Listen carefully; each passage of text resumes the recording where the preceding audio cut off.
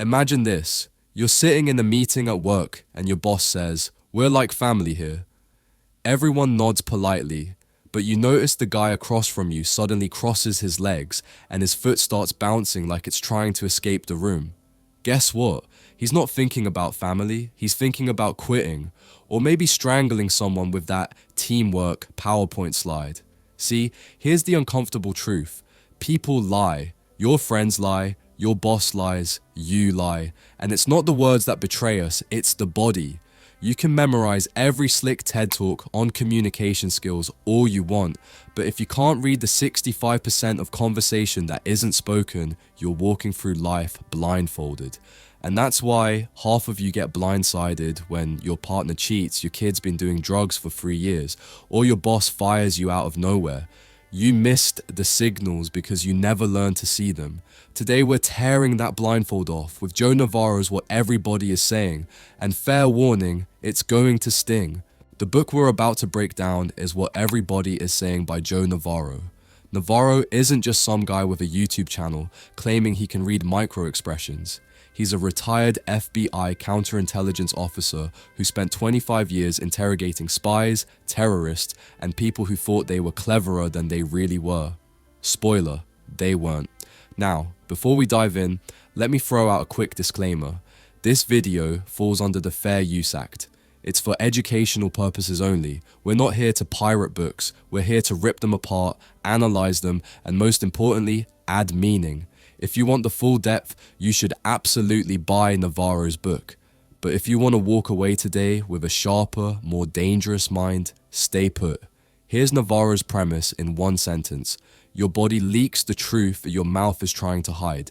And if you don't understand this, you are at a massive disadvantage in life. He learned this as a Cuban refugee at age 8 when he couldn't speak English. While other kids were bullying him or befriending him, he realized, oh wait, I can read them without a word. Eyebrows up, friendly, squinting, not so much. That kid grew up to catch spies with the same skill set. But let's not romanticize this. The point isn't that Navarro is a superhero. It's that the rest of us are lazy. We look, but we don't observe.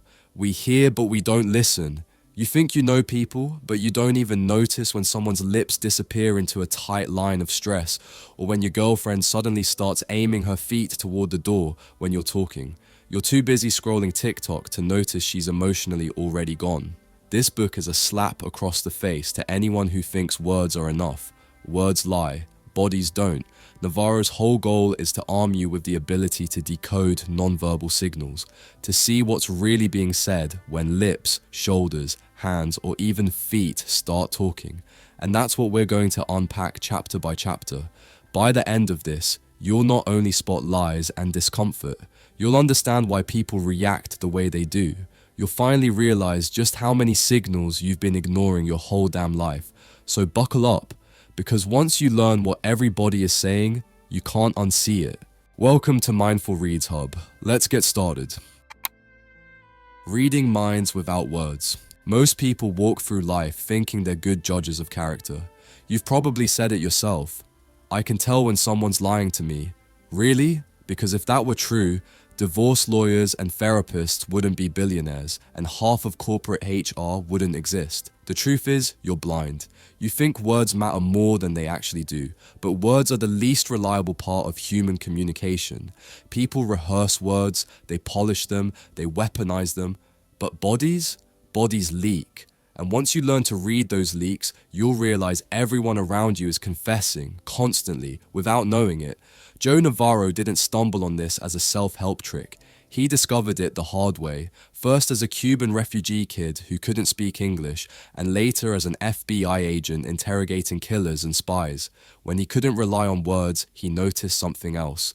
Raised eyebrows meant welcome, squinting meant rejection. And that insight became the foundation of a career catching criminals who thought they were smarter than him. Spoiler, they weren't. Here's the part that should bother you. He's not special. Navarro just paid attention. You don't. Most of you notice your phone battery percentage more often than you notice your partner tightening their lips in silent frustration. You know when your Uber's 3 minutes away, but not when your boss is seconds from firing you. Why? Because no one ever taught you how to see. We were trained to listen to words, not bodies, which means we're like Sherlock Holmes wannabes who hear everything but miss the bloody footprint on the carpet. Nonverbal communication makes up roughly 60 to 65% of all human interaction. That means 2/3 of every conversation you've ever had has already been wasted on you. Think about the last time you argued with someone. Did you pay attention to the words? Or did you notice how their arms crossed, their feet edged toward the door, their breathing went shallow? You probably didn't, because you're too busy waiting for your turn to speak. And that ignorance is expensive. Marriages implode, businesses lose deals, friendships rot, all because people don't see what's in front of their damn faces. And before you start picturing body language like it's a magic lie detector, let me crush that delusion. This isn't a party trick. It's not about spotting one twitch and screaming, "Aha, you're lying." It's about context. Navarro calls it observation in clusters. One sign means nothing, but a cluster of signs. That's when the truth bleeds through. The nervous foot tapping, the lips vanishing into a tight line, the sudden freeze in movement, stack them together, and you've got a story no mouth is willing to tell. Here's where I'm gonna punch you in the gut. The reason most people get blindsided in life isn't because the signals weren't there. It's because they were too self-absorbed to notice. The spouse who suddenly cheats didn't suddenly do anything. They've been pulling their body away from you for months. The employee who unexpectedly quits has been pointing his feet toward the exit in every meeting. The friend who out of nowhere betrayed you has been pacifying her own stress with constant self-touch while you ignored it. You weren't betrayed by them. You were betrayed by your own blindness.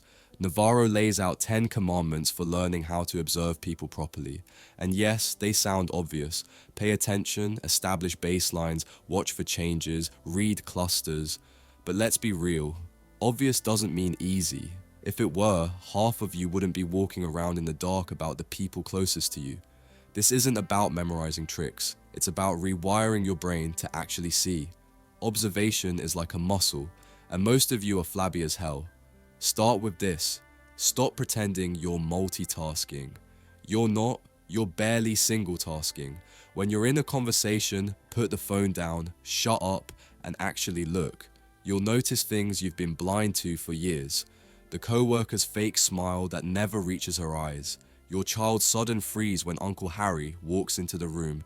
Your date's foot pointing toward the exit the second you start talking about your crypto portfolio.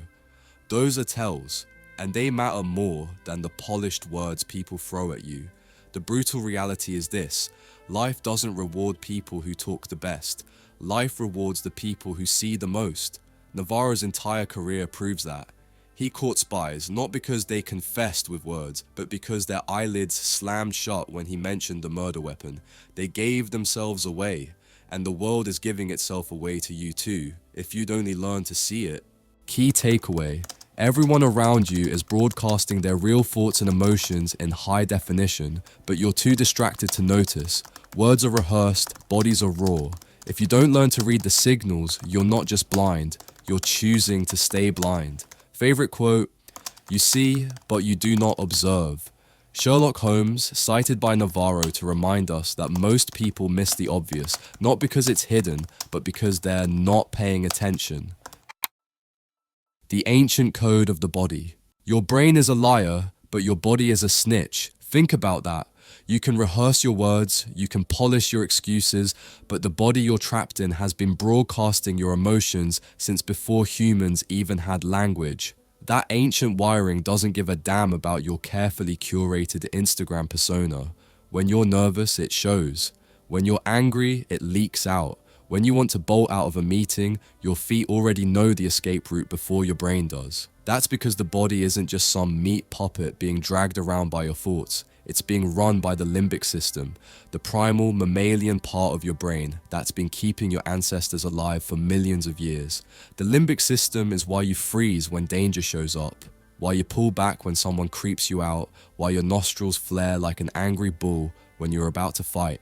You think you're logical, but your limbic brain is faster than your logic. It's the real boss. And the funny part, that same primal code is running your life right now in Starbucks, in your office, in your dating life. You call it intuition when you sense someone's off. Navarro calls it what it is, ancient survival programming. When your friend suddenly stiffens up, stops gesturing, and avoids eye contact, your brain screams, something's wrong. You don't need words because the body doesn't lie. And if you miss it, that's not the body's fault. That's you refusing to see. Freeze, flight, fight. Those are the three ancient scripts written into your nervous system. Watch any animal, you'll see it play out. Rabbits freeze when they sense a predator. Gazelles bolt. Wolves fight. Humans aren't different. When you hear a noise at night, your spoon hovers mid-air over your cereal bowl, frozen. When your boss asks you into their office, you instinctively lean back, feet turning toward the door. When someone cuts you off in traffic, you puff up, jaw clenched, hands tight on the wheel, ready to lash out. That's the limbic brain, and it doesn't wait for permission. This is why Navarro drills into the feet and legs first. Why? Because they're honest.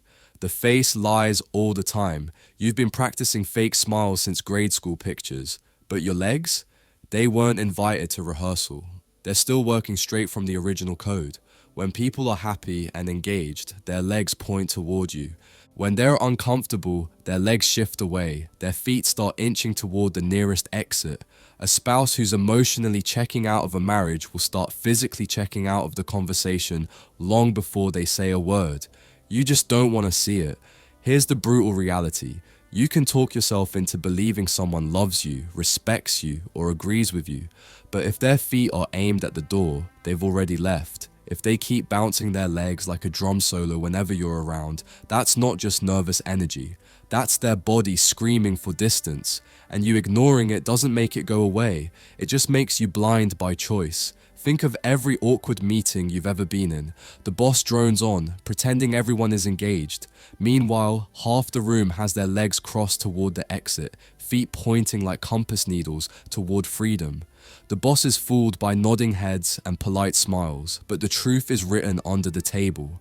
That's why Navarro tells us, if you really want to know what someone feels, don't start with their mouth, start with their feet.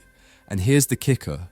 This stuff is universal. It's not cultural, it's not optional, it's survival. People compress their lips when stressed. They raise their shoulders when they want to disappear. They cross their legs away from things they dislike. Doesn't matter if you're in Miami or Mongolia, your limbic system speaks the same damn language, which means you've been walking around surrounded by confessions every single day and missing them because you're staring at screens instead of bodies. So let me be confrontational with you. The next time you claim you didn't see the signs that your partner was unhappy, or that your friend was pulling away, or that your employee was about to quit, stop lying to yourself. The signs were there. They were written in the way they froze around you, the way their feet edged away, the way their whole body shifted from comfort to discomfort. You just didn't bother to learn the code. You chose blindness, and life punishes blindness. Key takeaway. The body speaks the oldest language on earth, and it's brutally honest. Feet and legs are the giveaways. They point where the brain wants to go. If you ignore the limbic code, you're not missing subtlety. You're missing survival signals written in all caps. Favorite quote, because it is uniquely responsible for our survival, the limbic brain does not take breaks. It is always on.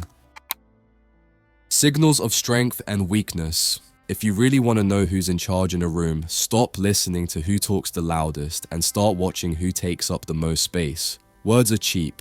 Anyone can talk themselves up. But the torso and shoulders, they don't bluff well.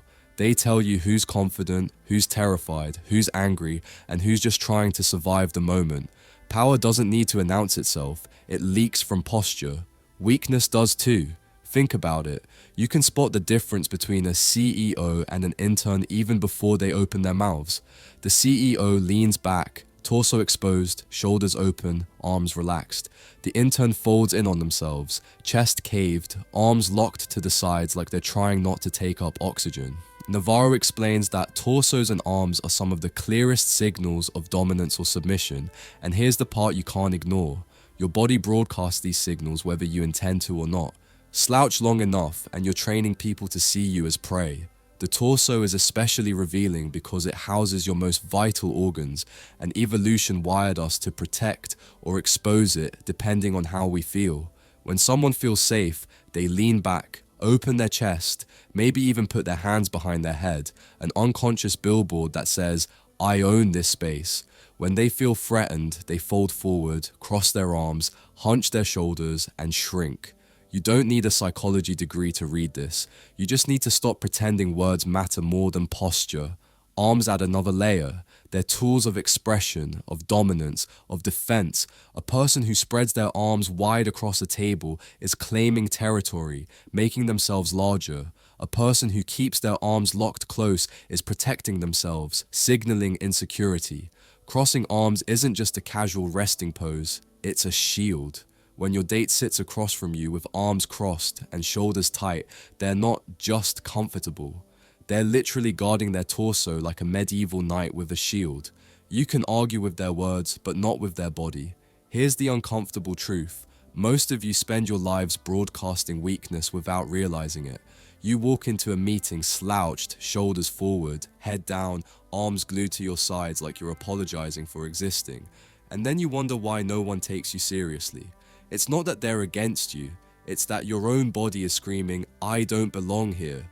Meanwhile, the person who walked in tall, chest forward, arms loose and relaxed, instantly gets deference. They didn't have to say a word. They let their torso and shoulders do the talking. And it's not just about confidence. Stress stiffens the body. Watch someone under pressure and their shoulders rise toward their ears like they're trying to turtle into themselves. Their torso leans forward, almost caving in as if hiding in plain sight. That's not random, that's evolution. Navarro makes it clear. We are hardwired to protect what matters most when we feel unsafe. The chest caves, the shoulders guard, the arms cross, and the moment you see it, you know someone's under siege inside. Here's where it gets painfully relatable. How many times have you sat across from someone you claim to love and not noticed them pulling in, folding up, and shutting down? They didn't need to say, "I'm stressed," or "I feel unsafe." Their body screamed it, but you missed it because you were too wrapped up in your own monologue. That's the theme here. People are constantly confessing through their torsos, shoulders, and arms, and you're too self-absorbed to notice. This is why Navarro hammered posture as a survival tool, not just for reading others, but for controlling how others read you. If your body is hunched and small, you'll be treated as weak. If your body is open and expansive, you'll be treated as strong. People don't respond to what you say you are, they respond to what your body shows you are. Stop whining that no one respects you when your shoulders are doing the talking, and they're saying you don't even respect yourself. Key idea here, the torso and arms are primal billboards. They tell the truth about dominance, fear, stress, and confidence. You can't fake it for long. You can dress in designer clothes and practice power poses in the mirror. But when you sit at the table and your arms fold tight, your shoulders tense, and your torso caves, the game is over. Everyone sees it, whether they admit it or not. Key takeaway, strength and weakness aren't spoken, they're shown. Your torso and arms broadcast whether you're confident or caving, dominant or defensive. People aren't blind, they see it. If you want respect, stop begging for it with words and start demanding it with posture.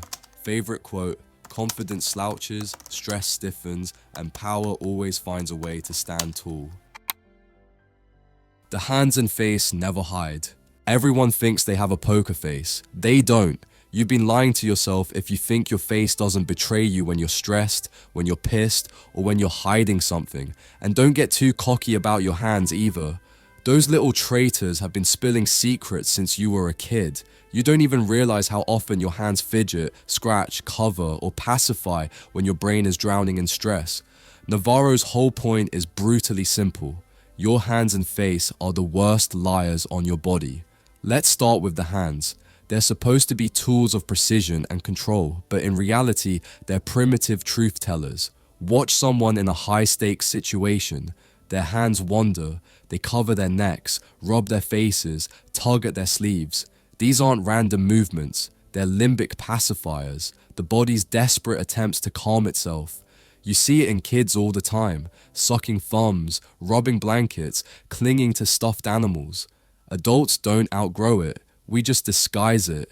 A CEO tugging his collar before a tough question is no different than a toddler dragging a teddy bear into bed.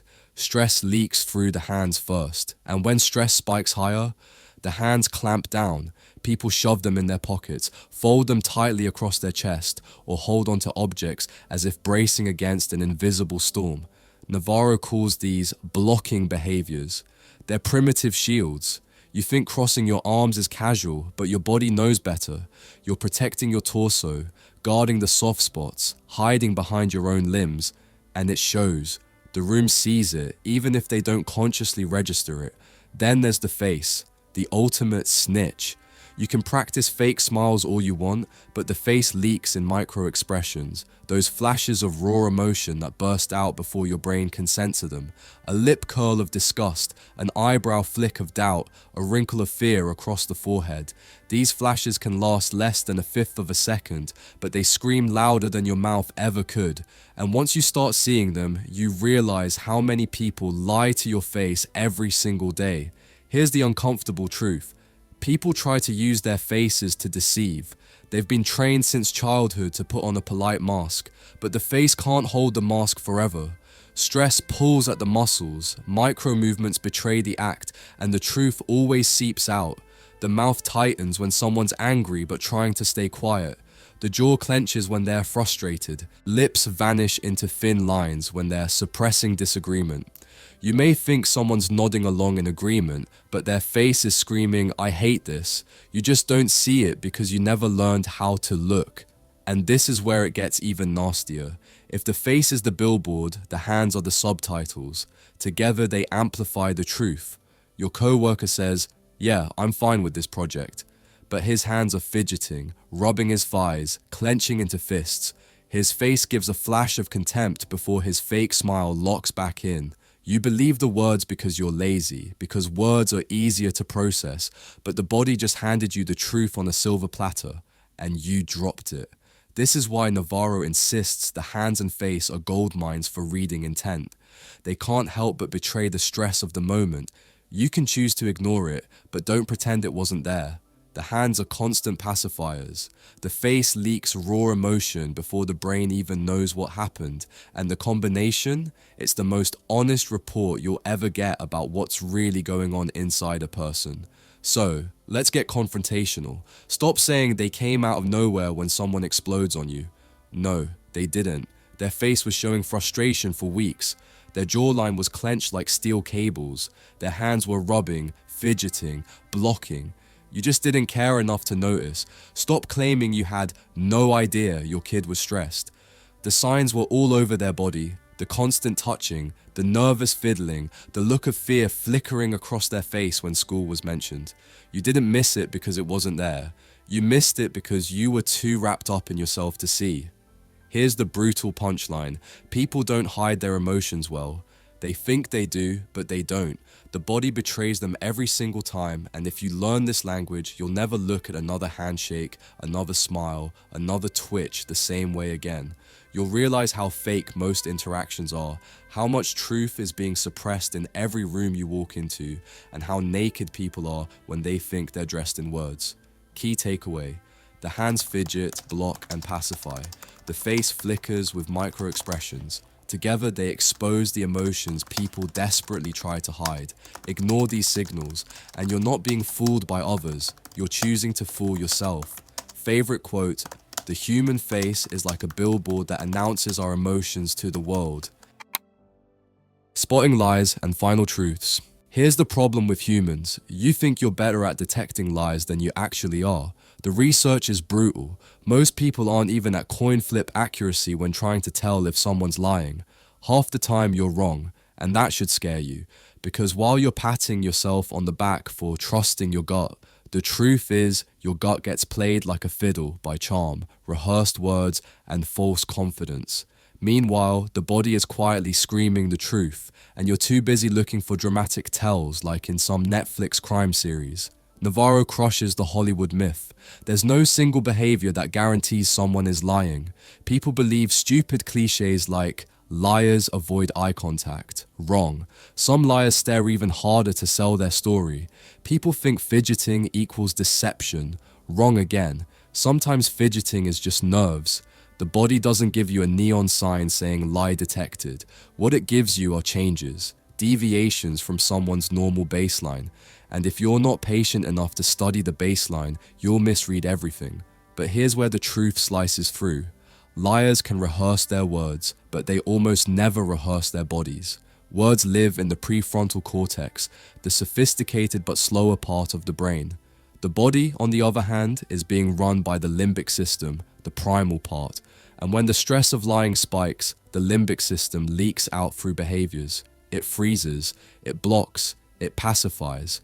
A liar might tighten their lips, cover their throat, or suddenly stop moving altogether, as if trying not to draw attention. It's not one move, it's the cluster, and that cluster is where the lie starts bleeding through. Think of real life. Your partner comes home late and says they lost track of time. Their words sound fine, but notice how they're suddenly rubbing their neck, their shoulders are rigid, and their feet are angled toward the hallway, desperate to escape the conversation. Those aren't accidents. That's their limbic brain saying, "Get me the hell out of here." The truth isn't in the excuse, it's in the escape plan their body is already running. Navarro warns against being reckless with this knowledge. Just because you spot nervous behaviors doesn't mean you've caught a liar. Stress doesn't equal deception. Stress equals stress. Maybe they're scared of being judged. Maybe they're intimidated. Maybe they just don't like you. You don't get to play God and accuse someone based on one fidget. That's not observation, that's arrogance. The real skill is to spot patterns. When stress behaviors line up with moments of questioning, when comfort disappears the second a sensitive topic is raised, when pacifiers multiply right after a specific denial, that's when you know something's off. And here's where I'll get confrontational. Most people don't miss lies because liars are good. They miss lies because they don't want to see. Your spouse didn't suddenly blindside you. Their body had been retreating for months. Your business partner didn't out of nowhere rip you off. He had been broadcasting stress signals every time finances came up. You didn't never see it coming. You refused to see it, and that refusal cost you. The irony is that liars trip themselves up not because they're terrible actors, but because no one can fully control the body under pressure. Words are easy to craft. The body is too honest. A politician can rehearse a speech, but watch their microexpressions, that flash of disgust, that tight jaw, that shoulder shrug when they swear they take full responsibility. That's where the truth leaks out. And if you train yourself to see it, you'll never look at public figures the same way again. Navarro closes with a warning most people need tattooed on their forehead. Body language doesn't make you a mind reader, it gives you clues. It shows you comfort or discomfort, honesty or stress, openness or concealment, but you're still required to use your brain. Connect the dots, look for consistency. Don't go witch hunting with one twitch of the eyebrow. The power isn't in the single cue, it's in the pattern, so stop fantasizing about being a human lie detector. That's childish. What you can be is a human truth spotter, someone who sees when words and body don't align, someone who notices when a story sounds good but feels wrong, and someone who actually pays attention instead of stumbling blindly into betrayal. The world is full of liars, always has been, but whether you get played by them or see through them comes down to one thing. Do you notice the body, or are you still hypnotized by words? Key takeaway. Liars practice their words but forget their bodies. The body leaks stress, fear, and avoidance through clusters of behaviors. Don't be lazy. Learn to see the changes, not the cliches. The difference between being fooled and being prepared is whether you pay attention. Favorite quote: liars rehearse their words, but they don't rehearse their bodies. Conclusion. So here we are. We started with the idea that words are lies, and we ended with the realization that your body has been telling the truth since the day you were born. Every twitch of your foot, every slump of your shoulders, every fake smile that cracks just a little too early, it's all been a confession. Joe Navarro didn't invent this language, he just reminded us that it's been screaming at us all along, and you've been walking through life deaf to it. Think about what we've uncovered. The feet and legs are your built-in GPS, pointing exactly where you want to go before your brain dares admit it. Your torso and shoulders, billboards of strength or surrender. Your arms, shields or weapons, depending on the mood. Your hands, nervous little tattletales that pacify when stress floods your system. And your face, the worst liar of them all, because no matter how hard you practice, the truth always flickers out. And the cruelest part? You've been missing it every single day, your spouse pulling away, your boss telegraphing the pink slip, your friend showing you the fracture in the friendship months before it shattered. You didn't get blindsided, you got willfully blind. You wanted the comfort of words, so you ignored the body's broadcast, and the body never lies. This is why Navarro's work isn't some party trick, it's survival. You think it's about detecting lies, but it's really about reclaiming awareness. It's about living in a world that's constantly leaking truth and finally choosing to see it. And once you see it, you can't unsee it. Suddenly the world looks different. Every meeting, every conversation, every relationship, all decoded in real time. It's both empowering and terrifying because you realize how naked everyone is, including you. And that's the punch in the gut. You've been exposed too. Your pacifiers, your freezes, your fake smiles. You're not fooling anyone who's actually paying attention. So if you want to live sharper, more aware, more in control of how the world sees you, you need to understand this language. You need to master it. Because if you don't, you're walking around playing checkers while everyone else is playing chess. So here's the reality check. You can keep lying to yourself, pretending you're good at reading people, pretending you're not being deceived every damn day. Or you can wake up, admit your blindness, and learn the code that's been in front of you all along. And that's why you need to read what everybody is saying. Buy the book. Don't just watch this video and think you're done. This was a taste. Navarro's insights go deeper, sharper, more detailed. If you actually want to be dangerous in the best possible way, you owe it to yourself to pick it up. Because let's face it, life doesn't reward the best talkers, it rewards the best observers, the ones who don't fall for fake smiles, who don't get blindsided by betrayal, who don't miss the truth right in front of their faces. The world is leaking, the body is confessing, and the only question left is, are you finally going to start listening? If you got value from this breakdown, don't just nod along, do something about it. Hit subscribe, share this with someone who needs to wake up, and most importantly, go buy Navarro's book, because the body doesn't lie, but ignoring it, that's the biggest lie you'll ever tell yourself.